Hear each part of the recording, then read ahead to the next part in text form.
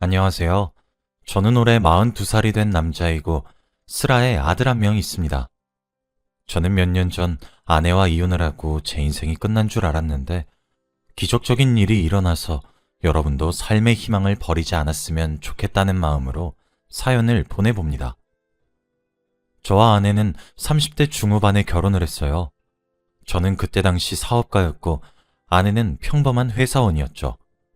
솔직히 그때 제 사업이 너무나도 잘 되어서 저는 나이가 어린 편이었음에도 불구하고 모두의 부러움을 받는 성공적인 사업가였습니다. 아내와 저는 친구의 소개로 만났는데 친구가 말하기로는 그녀가 저를 옛날부터 좋아했다며 소개를 해달라고 자기한테 부탁을 했다더라고요. 저는 솔직히 사랑보다는 일이 더 좋았고 여자를 만날 여유도 없었지만 그래도 저를 좋아한다는 사람한테 만나보지도 않고 거절하는 건 예의가 아닌 것 같아 간단하게 식사만 하고 오려고 했습니다. 저는 회사 근처 근사한 레스토랑에서 그녀를 기다리고 있었는데 왠지 모르게 떨리는 거 있죠? 물을 먹으면서 심호흡을 하고 있는 그때 그녀가 들어왔습니다. 아내의 첫인상은 정말 예뻤어요. 뒤에서 후광이 비치는 느낌이 들었습니다. 아내는 제 앞에 앉더니 수줍게 안녕하세요 라고 인사를 하더군요. 저도 인사를 하고 같이 식사를 하면서 서로의 이야기를 마음껏 풀어갔습니다. 그런데 오랜만에 일 얘기가 아니라 오로지 나라는 사람에 대해서 이야기를 하니까 너무 기분이 좋고 말도 잘 통하더라고요. 저는 깊은 관계를 만들기 위해서 나온 자리는 아니었는데 그렇게 잘 맞는 사람과 오랜만에 대화를 해서 식사를 끝마치고도 더 진솔한 대화를 하고 싶었죠. 식사를 마치고 나오니 그녀가 저에게 혹시 전화번호라고 말하면서 자신의 휴대폰을 건네더라고요. 저는 제 전화번호를 주고 그날은 바로 집으로 돌아왔습니다. 집에 도착하고 얼마 지나지 않아 그녀에게 전화가 오더군요. 다음에 또 만나서 이야기 나누고 싶다길래 바로 다음날 데이트 약속을 잡았고 그날 새벽까지 전화를 했어요. 다음날에 만나서 이야기도 나누고 맛있는 것도 먹으면서 그렇게 친해졌습니다.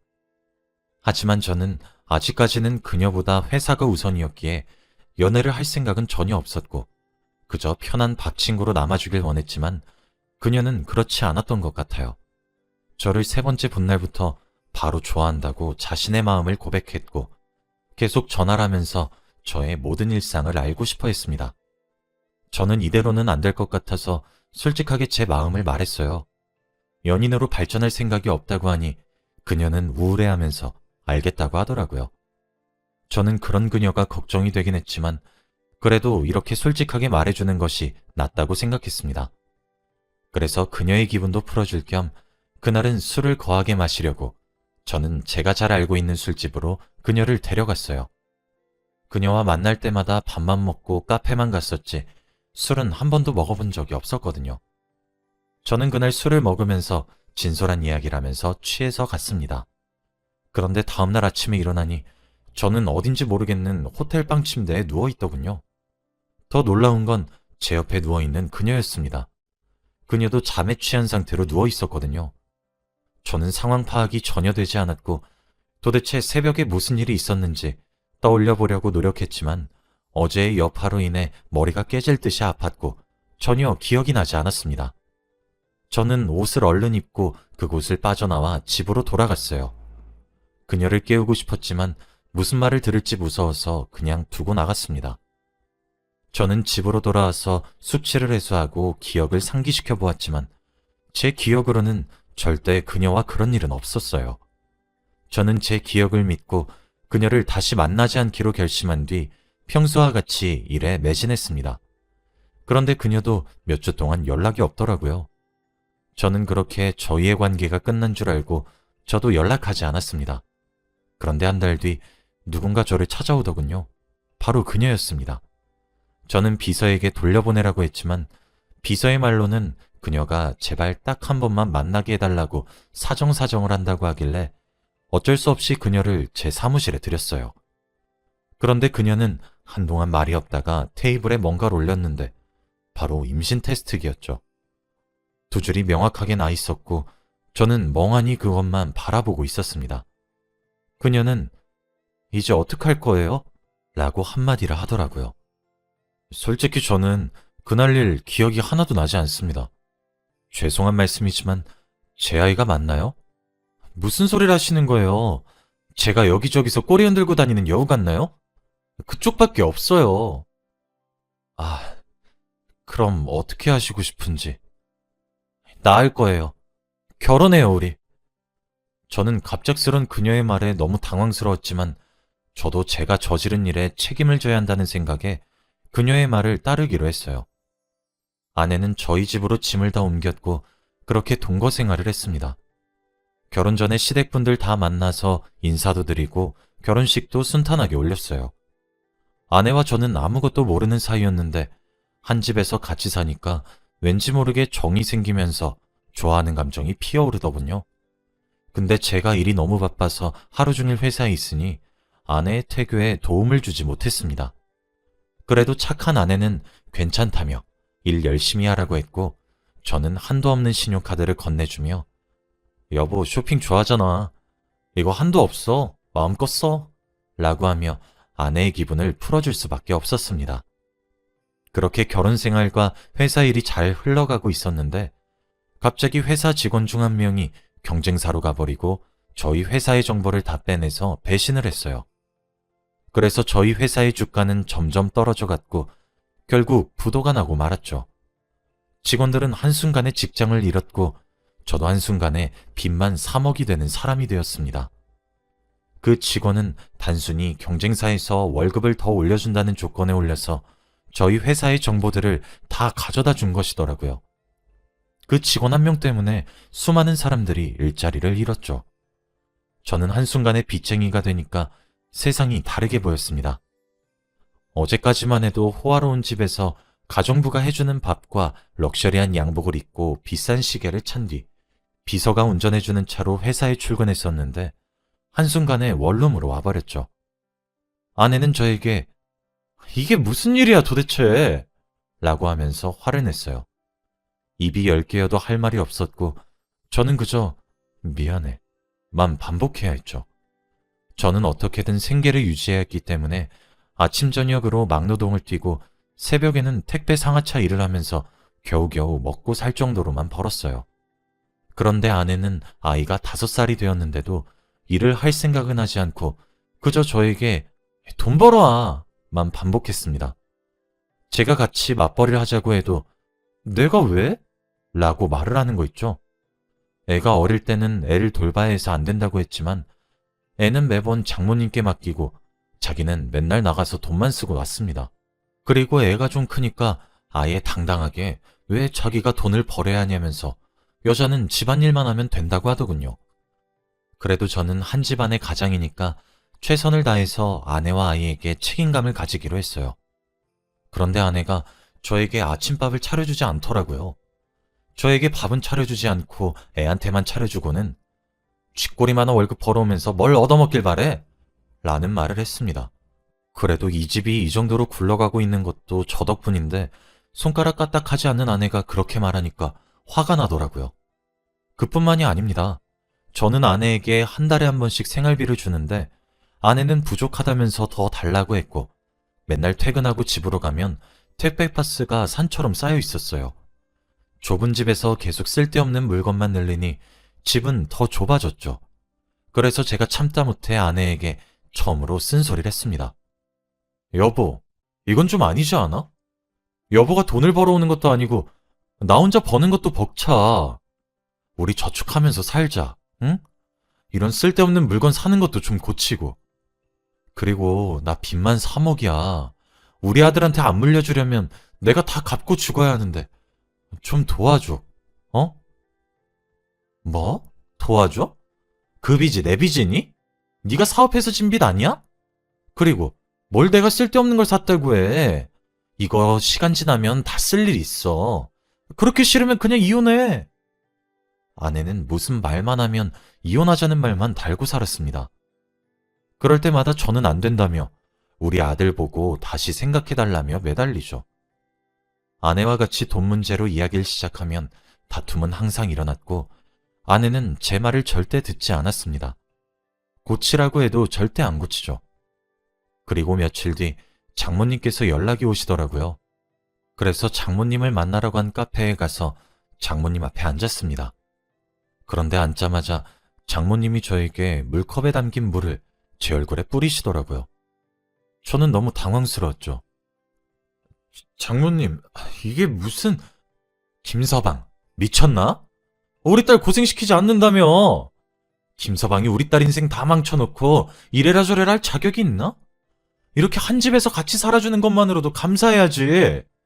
우리 딸 평생 손에 물 한 번도 안 묻히게 살게 해주긴다길래 그 집으로 시집 보낸 건데 어디서 남자가 말이야 살림하는 여자한테 명령질이야. 이럴 거면 우리 딸이랑 이혼해! 라고 하신 뒤 카페를 나가셨습니다. 저는 그때 너무 당황스럽더라고요. 장모님께 한마디도 못 해보고 저는 바로 일을 하러 가야 했습니다. 알고 보니 장인어른이 장모님으로부터 평생 남편 대접 못 받으면서 살아왔더라고요. 시부모님은 집안의 중요한 일은 다 장모님이 결정하셨는데 장모님은 외동딸인 아내한테만 신경 쓰지 장인어른에게는 전혀 관심이 없었고 장인어른은 무슨 일이든 발언권이 없다고 합니다. 저도 장인어른처럼 남편 대접을 못 받고 살 것 같더라고요. 그 뒤로 저는 아내가 뭘 사든 어떻게 하는 단 한마디의 잔소리도 하지 않았습니다.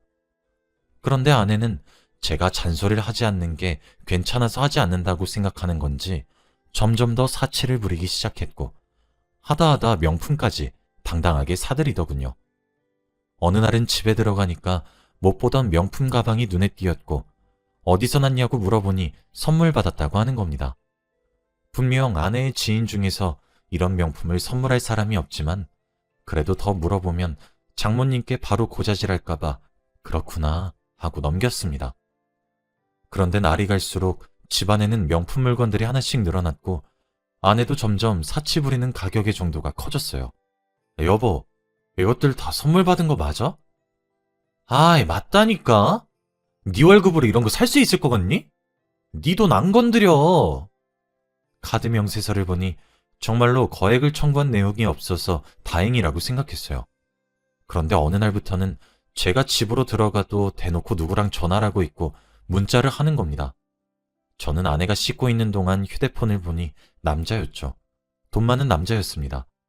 알고 보니 명품 선물은 그 사람한테 받았던 것이었죠. 저는 아내에게 이게 뭐냐면서 따지니 아내의 대답이 가관이었습니다. 돈 못 버는 게 남자니? 나도 우리 가정을 위해서 노력하는 중이야. 아내가 힘들면 행복하게 해주는 것도 남편의 도리 아니야? 나 지금 행복하니까 건들지 마. 라고 하면서 당당하게 그 남자의 전화를 받고 아이 오빠 거리면서 애교를 잔뜩 피우고는 그 남자를 만나러 집 밖을 나갔어요. 그리고 아내는 하루 종일 집에 오지 않았죠. 저는 자고 있는 어린 아들을 껴안고 펑펑 울었습니다. 정말 어떻게 해야 할지 모르겠더라고요. 아내는 당당하게 불륜을 저지르고 있고 빚은 줄어들 생각을 안 하니 오만 가지 생각이 다 들었습니다. 저는 다음 날 아들을 유치원에 보내고 낮부터 술을 마시기 시작했어요. 도저히 맨정신으로는 살 힘이 나지 않아서 술 기운을 빌리기로 했죠. 그렇게 술이 거하게 취하고는 저는 집으로 돌아가는 길에 복권 판매점이 눈에 띄더라고요. 평소에 저는 복권을 사는 돈마저 아깝다고 생각해서 한 번도 사본 적이 없는데 왠지 모르게 그날따라 사야 할 것 같았습니다. 그래서 술 냄새를 폴폴 풍기면서 복권 한 장을 샀죠. 결과가 나올 때까지 며칠이 걸렸는데 저는 기대감도 없이 일만 했습니다. 그렇게 며칠 동안 복권을 산 기억을 깜빡 잊은 채로 현생에만 집중했어요. 그런데 저는 토요일 저녁에 갑자기 지갑 속에 넣어둔 로또 종이가 생각이 났고 숫자를 확인해보니 제가 1등에 당첨된 게 아니겠습니까? 저는 눈을 씻고 다시 봐도 1등이 확실했고 상금은 무려 18억이었어요. 저는 이게 꿈인지 생신지 전혀 믿기지 않았죠. 그 돈이면 제 빚은 물론 평생 먹고 살 수 있을 정도의 돈이었으니까요. 저는 월요일 아침이 되자마자 은행으로 가서 당첨금을 수령하고 집으로 돌아왔더니 아내가 집에 있었습니다. 저는 당당하게 이혼을 하자고 요구했고 그녀도 이제야 나 풀어주는 거야? 라고 하며 굉장히 좋아하더라고요. 너 그 남자랑 살 거야? 아니, 그 남자 유부남이야. 그냥 돈 받아먹으면서 지내는 거지. 너도 처음엔 돈 많아서 내가 찝잡된 건데? 날 사랑하긴 했니? 사랑했지. 너 말고 네 돈을. 저는 당당한 아내의 말투에 할 말을 잃었어요.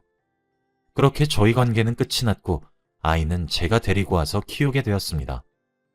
저는 제가 받은 당첨금으로 집도 새로 사고 모든 것을 다 새로 시작했답니다. 사업도 조그만하게 다시 시작했는데 한번 해본 경험이 있으니 승승장구하고 있죠. 그렇게 몇 년이 지났고 아들도 어느덧 많이 컸어요. 그런데 어디서 들었는지 아내가 제 이야기를 듣고 저를 찾아왔더라고요. 다시 합치자면서요. 저는 그런 그녀가 우습기만 했고 그 말에 대답을 할 가치가 없었습니다.